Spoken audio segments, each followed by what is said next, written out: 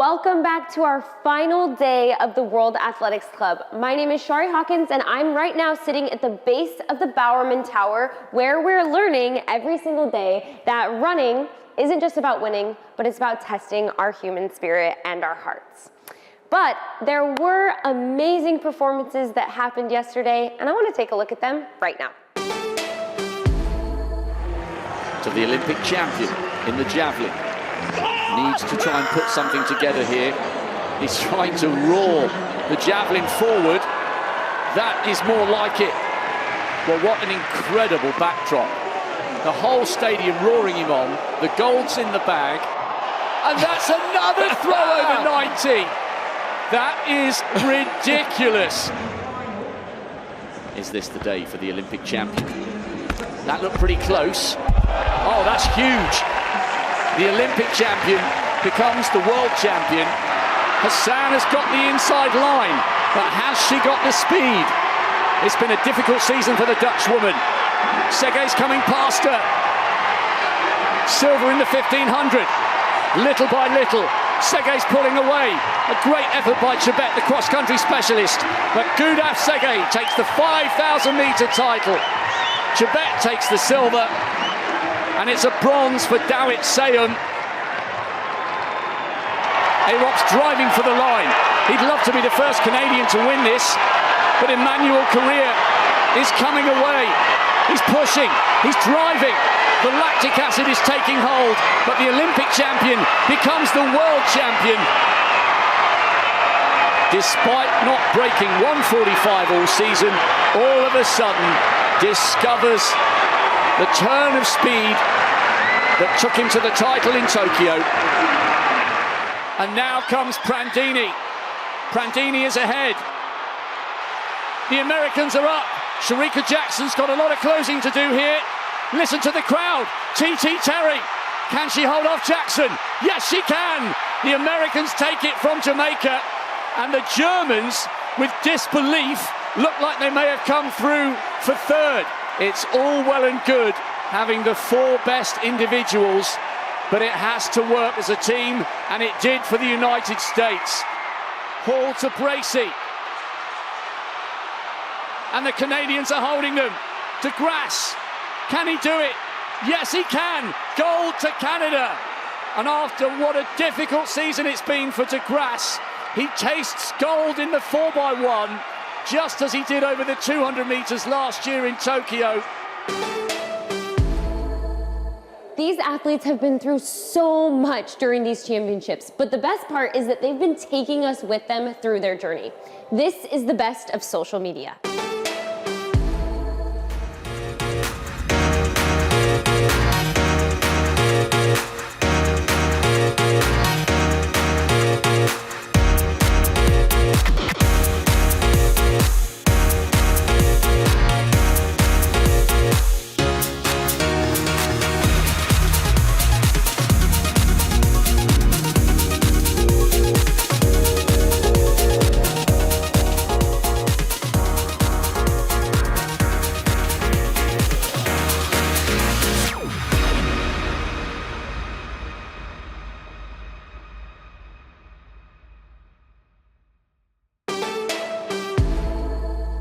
So if you follow us on social media, if you don't follow us, go follow us right now. But if you already do, you've probably seen some incredible graphics. And right now I'm here with the genius behind those graphics. First of all, I want you to take us through your process. If there's quite a clear cut, maybe 2 or 3 athletes that might win, we will say, right, we'll create some hero graphics for them just in case they win. And then what will happen is, as they cross the line, photos will be coming through and we'll be dropping in photos of that particular athlete into like a frame that we've made. So when it comes to making these hero graphics, I mean, they're outstanding. How do you even get started with that? Well, I like to think about where the athlete's from. So their country, the colors of their country, the flag, any details about the flag, maybe even things about their country that stand out. I focus on also imagery that makes them look really powerful. So often we'll have large visuals of the face in the background, giving a determined expression, or even just like an expression of joy, you know, after they've won. So. Oh yeah, you guys should see her at work. We were in the same room as her as she was creating a graphic design as somebody had just been crowned, and it was such a madhouse of like, you guys were just, is this okay? Is this getting approved? Is it happening? And it was incredible to watch. Thank you so much for being with us. You're welcome. Today's legend is an Olympic and world champion, but he also won 122 consecutive races. I'm talking about the one and only Edwin Moses, and in his heyday, no one could beat his time.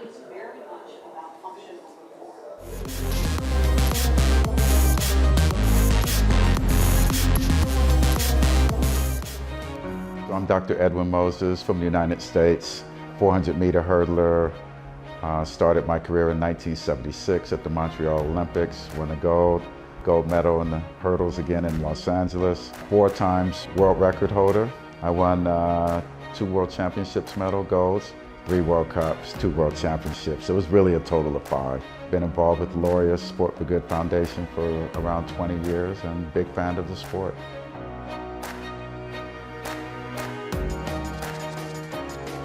.400-meter hurdles is an event for very serious people. The distance, number one, you have to be in tip-top condition. You have to be very strong-minded, strong-willed, have an analytical mind, not afraid to hurt in training. That's the main thing. So it's a very difficult event to run, and very special people in there. And most of the time we don't brag a lot, we don't talk a lot. You know, we go out and do it because at the end of the race we're going to be dead tired, win, lose, or draw. So we don't have a whole lot to say because we know that we're going to pay the price at the end.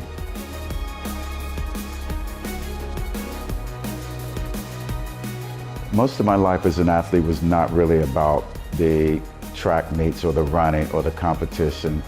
The way I looked at the sport and my interest in it began at first thing in the morning. It involved my meals, going to the track, stretching, flexibility, physical therapy. I didn't have a coach, so I was responsible for putting everything together. And my approach was pretty much like a Bruce Lee type of approach as a Zen master, where you just get up in the morning and do what you need to do. I had my 15, 16 different elements in training, and I checked everything off every week. And just have faith that when it comes time to racing and running, that things worked right. You know, my background is in physics and engineering. So I'm just proud to say that my calculations were generally correct.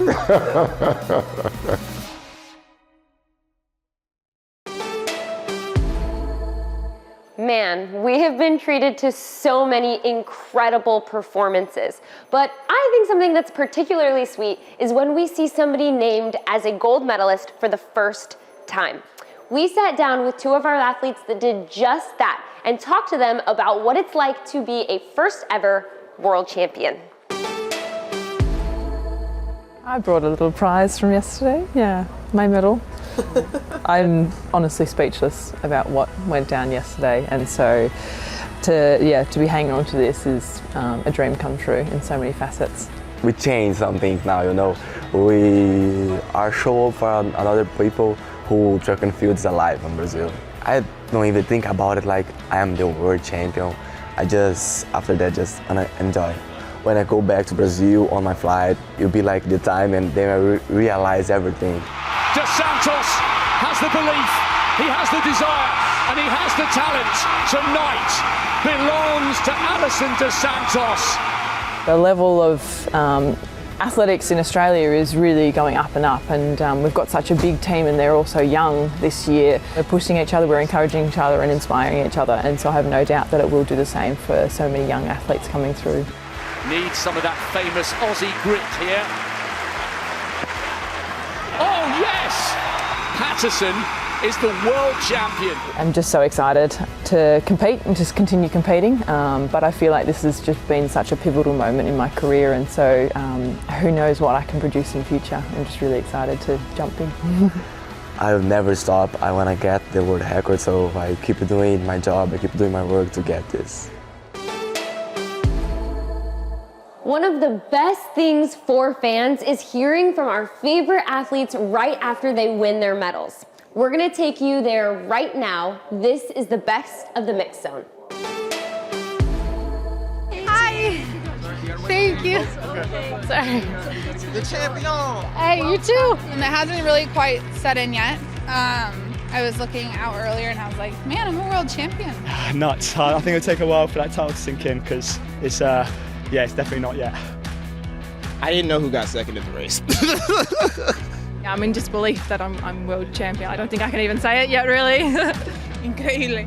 Increíblemente contenta, muy feliz. Todavía no me lo creo. Estoy como asimilando todo lo que está pasando. It was a dream to just be a world champion. I think any young track and field athlete dreams about being an Olympic champion or world champion. To come out on top, there's no words. Crying on the podium is about the best way to describe it. I am taking it all in. I am enjoying the fans, the stadium, the moments, and really letting this soak in. I'm joyful that I have silver. I can say that it's double silver. Just to show other women that, you can start from anywhere and you can still experience success, not in your 20s, but in your 30s, and it's still gonna be meaningful. I find myself in a difficult place. I could just look at this medal and remember, what it took or the person that I was during this moment. I believe this is a very special medal for me also. It has cemented my dominance in the long distance running, and I hope that it is still going to go great like that.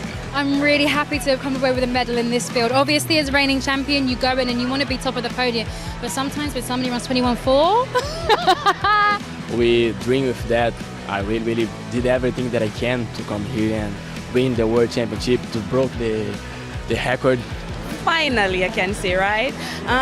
It's just a magnificent feeling. One of my goals this year was to step out my comfort zone. This is everything that I could have dreamed of and more. Is this the best night of your career so far? So far? Yeah. Yes, it is. The sad news is that this is our final episode of the World Athletics Club. The great news is that we still have one more exciting day of competition, so stay tuned for that. My name is Shari Hawkins. It has been an absolute honor hosting this show, and who knows, you might be hearing more from me sooner than you think.